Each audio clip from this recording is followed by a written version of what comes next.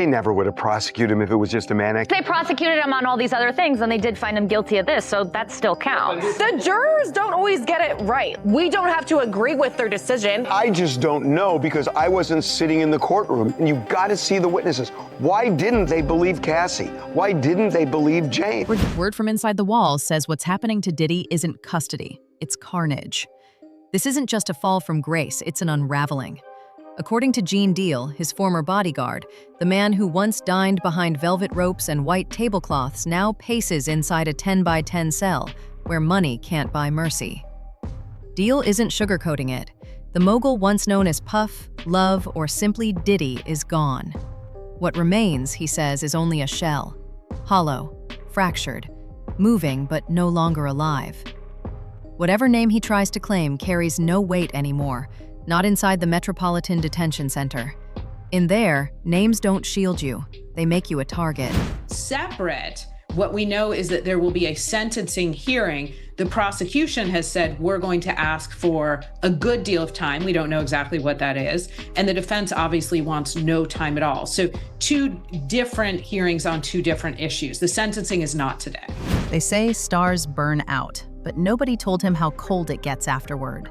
The entourages, the Maybachs, the yes men and paid lovers, gone. What's left is disinfectant air that stings the lungs, silence so heavy it hums, and pain that arrives right on schedule. Gene Deal, who's been dropping revelations since the trial began, is now sketching a far darker picture. According to him, the attacks aren't random, they're engineered. Diddy's been marched through a gauntlet of humiliation, beatings, and, Deal claims, forced acts so brutal they can't even be spoken on public airwaves. Acts designed to strip away dignity, sanity, and any illusion of safety. Inside, he's currency, a cautionary tale and a resource for groups with more power. No friends, no loyalty, no family calls. The lions have gone quiet. The only voices left are the ones that abandoned him.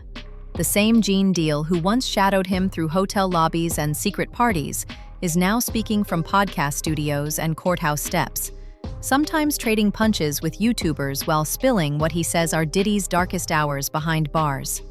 And from what we're hearing, this isn't abstract punishment. It's mechanical. There's a rhythm to it, a rhythm he can't escape, no matter how hard he claws at each flickering dawn. At 3:07 a.m., he snaps awake for count, a ritual less about safety than control. Then comes the food, if you can call it that. A dented metal tray shoved through the slot, carrying bricks of protein and rubber rice. No warmth, no choices, just fuel to keep the cycle turning. The judge has said that was mandatory. You didn't fall within one of the exceptions. What now happens when you've been convicted of two of those particular charges? That's what the judge is going to be looking at. And again, right now, considering it sounds like statements that the defense made, essentially admitting that Sean Combs is somebody who has had personal problems, but they were doing so to try and argue that he should not be found guilty.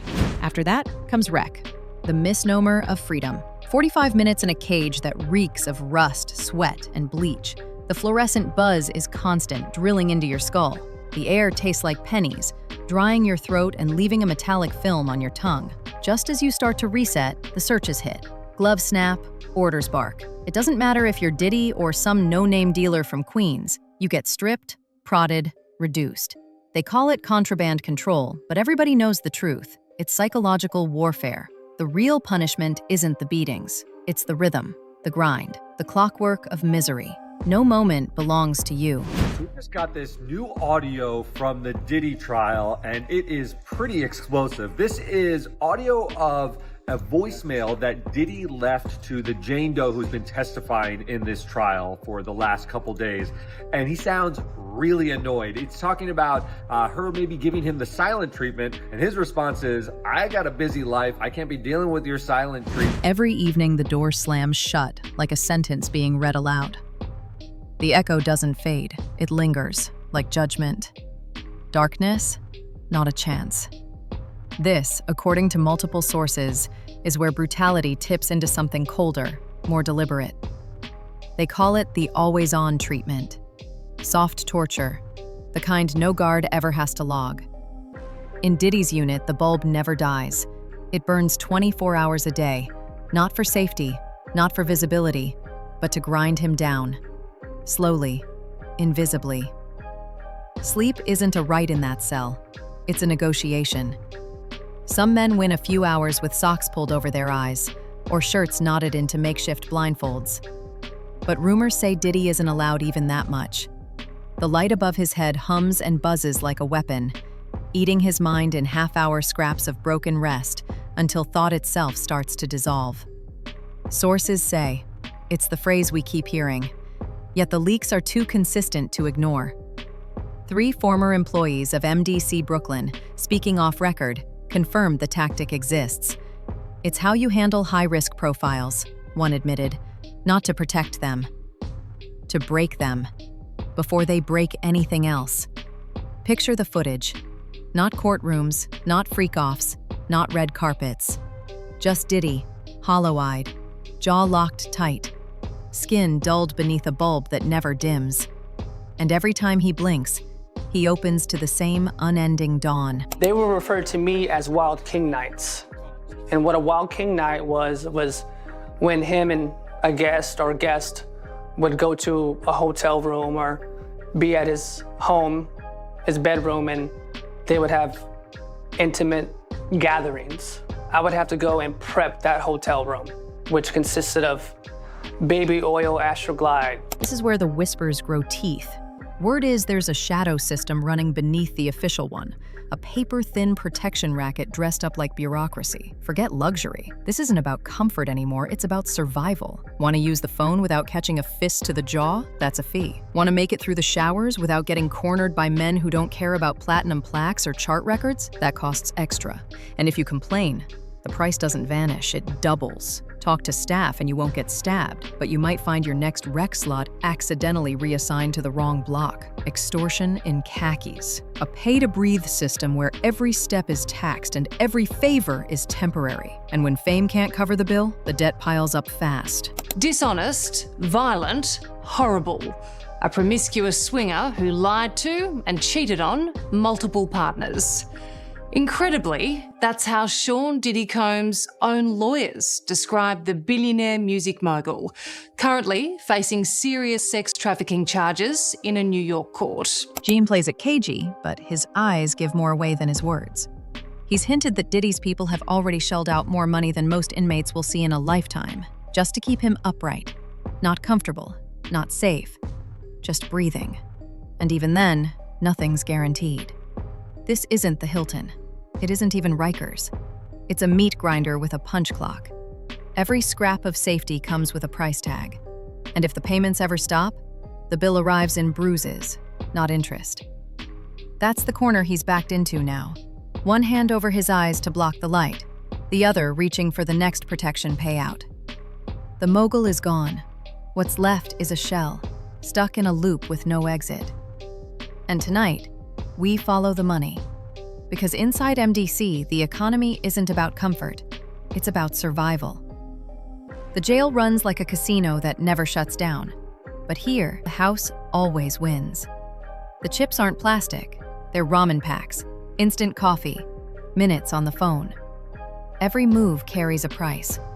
A pair of sneakers isn't comfort, it's debt that better be cleared by Friday. A bar of soap isn't hygiene.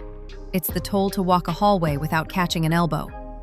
A pouch of tuna can buy you silence when the next count rolls through. This is the survival economy. Every transaction logged in blood, sweat, or borrowed favors. And for someone like Diddy, the math is cruel. Fame doesn't protect him, it inflates the rates. Commissary isn't convenience, it's oxygen. And every breath costs him 3 times what the man in the next cell pays. Let's talk about the filth that's starting to come out in the early days of the Diddy trial. This, of course, is P. Diddy. Surprise, surprise, he's a creep. Surprise, surprise, he's done horrible things. Picture it. The same man who once inked million-dollar contracts, now bargaining for a corner seat in the chow hall. The ledgers here are invisible, but brutally precise. Miss a payment and your shower slot vanishes. Skip a payoff and the 7 p.m. phone call you were counting on gets reassigned, cutting you off from the outside world. Insiders whisper that the deadliest currency isn't ramen or sneakers, it's goodwill. Burn through that, and the collectors come calling. They don't bring clipboards, they bring scars. The higher you flew, the harder the fall. And no one's falling harder than him. If the outside world is supposed to be the anchor, what happens when the rope snaps? That's the shadow haunting Diddy. More than the fluorescent buzz above his head. Abandonment. Calls unanswered. Lawyers who once swore they'd fight now sound exhausted, like their clocks ran out of billable hours. Publicists who made careers spinning his chaos won't touch the phone. Even collaborators, the names we all know, the voices we've all sung along to, pretend they never had his number. A decade of red carpets and stage smiles, dissolved into a single blinking light on a jailhouse handset. It flashes and flashes, but no one is ever on the other end. Was centerpiece of a lot of what happened during direct testimony were freak-offs. And what the prosecution tried to show was that he forced and or coerced her into doing these freak-offs. And we've talked about this earlier this week, that at least my opinion is that in a lot of these, the prosecution just didn't close the loop. It was something she... Picture the montage. Old clips of him draped in diamonds, arenas roaring his name, the mogul who could turn any room into a stage. Cut to now. Bare hands gripping a steel phone, voice cracking as it hits another automated message. The same industry that once tripped over itself to stand beside him is now sprinting to erase him. His name scrubbed from playlists, projects quietly shelved, photos deleted from feeds. Nobody wants to sink into the mud with him. And what stings most is that he knows it. He feels every silence, every delay, every no comment. For a man who built an empire on connection, the disconnect cuts deeper than any slamming cell door. So, Terrence Howard appeared on the PBD podcast with Patrick Bet-David, and the episode, this premiered on April 4th. Definitely making the rounds because in this episode, Terrence Howard describes an interaction with Diddy where he says that he believes that Diddy was trying to have sex with him. Let's take a listen. Puffy invited me for weeks, asking me to come and wanted me to be his acting coach for a while. Without that outer circle propping him up, the inside grows sharper. That taper protection pipeline we talked about, it develops fangs when no one outside is watching the bills. The absence of allies means the interest climbs, favors stretch thinner, and the risks multiply. A former MDC staffer hinted that high-profile inmates without steady backers often become fair game within weeks. Paperwork suggests Diddy's commissary accounts have already been drained at a rate far beyond normal patterns. He's paying double for the same protection, forced into deals just to avoid being labeled soft. The lights never dim, the debts never stop, and the result is a man unraveling frame by frame. That's the cruel compound interest of this punishment. Sleep deprivation taxed by the always-on bulb, extortion taxed by protection fees. Add them together and deterioration comes not in months, but in days. Sources close to the tier describe him as absent, a shell on autopilot, eyes glassed over, voice reduced to muttering. Exaggeration or not, the message is clear. Without advocates on the outside and allies on the inside, the system grinds even the biggest names into dust. In Diddy's case, it's happening under a spotlight that never shuts off. That was all the people that went to the Puffy parties. That was all the people that did all those things thinking that there was never going to be a consequence for what they were doing. Get punked out and pimped out by some greater desire. You shouldn't have a greater desire than being a man. So I believe that's a big problem with a lot of the actors out there because they get fluid. And next thing you know, once you go fluid, it's gone. Once, velvet ropes parted at a glance. Security teams moved like choreography, handlers whispering the schedule into his ear as rooms bent around his presence. The aura of celebrity was his armor, shielding him from the chaos of the crowd. But in the shift from penthouse to cell block, every one of those instincts turned toxic. The urge to command attention makes him stand out. The reflex to expect deference brands him as arrogant. What once protected him on the outside now paints a target on his back inside. there has been no profit motive involved at all. The last word is profit. He's already rich. So whether or not he had the freak-offs or he did whatever. Follow the money. Well, there is no money. Exactly. I mean, the freak-offs aren't okay, the way in which I read it, it's not an illegal business. A freak-off is a freak, or whatever these things are, right? But the profit, that last word actually got my attention because I was like... Prison runs on an inverted hierarchy. Platinum records, TV contracts, none of it matters here. Status is measured in toughness, resources, and alliances forged in the shadows. The rules are unwritten, but everyone knows them. And in that economy, fame doesn't elevate, it isolates. Diddy's reputation, once his shield in nightclubs, is now a magnet for resentment in every hallway. The bigger your name, the more reasons people find to test it. The gestures that once screamed power, walking out front, expecting silence to trail behind, become missteps that cost him dearly. Inside, walking first means you're exposed. Acting like a boss without an army means you're bluffing. These aren't abstract errors, they're daily recalibrations. Word is, he's learning to shrink himself in spaces where he once expanded. For a man addicted to cameras, to every angle and every flash, this new invisibility is its own punishment. Well, I think it's heating up, and I think she has to make that statement at this point because a lot of people are making accusations. I'm sure there's an issue in terms of the federal investigation and what's going on with the federal investigation and if they're going to be interviewing her or using her as a witness. So my belief is all those things are coming to a head, and I think that now is the time that she had to come out with something. It's a re-education in real time. The velvet rope that once set him apart is gone, replaced by razor wire that locks him in with men who measure status by survival alone. Every movement becomes calculation, a lowered gaze, a shift in posture. It isn't humility, it's strategy. The same charisma that once electrified arenas now works against him. In the mess hall, confidence reads as a challenge, weakness reads as an invitation. What made him untouchable on the outside marks him as vulnerable on the inside. The next suit is filed by a man from California who claims Sean Combs raped him in 2009. Consider the irony. A mogul who built an empire by commanding attention now survives by deflecting it. He's forced to unlearn habits that once earned him millions. The instinct to scan a room, to lock eyes with rivals or recruits, gone. Now it's about staring at the floor, letting moments pass unanswered, practicing invisibility. Every day is a crash course in erasing himself, in undoing a lifetime of performance. For an entertainer, that erasure is its own slow torture. Even clothing tells the story. Outside, custom suits and designer sneakers announced identity. Inside, the uniform strips him down to sameness. But sameness isn't safety. It's camouflage, and it only works if you never break character. Rumors say he's struggling with the transition, that every small slip, a walk with too much swagger, a tone with too much command, betrays him.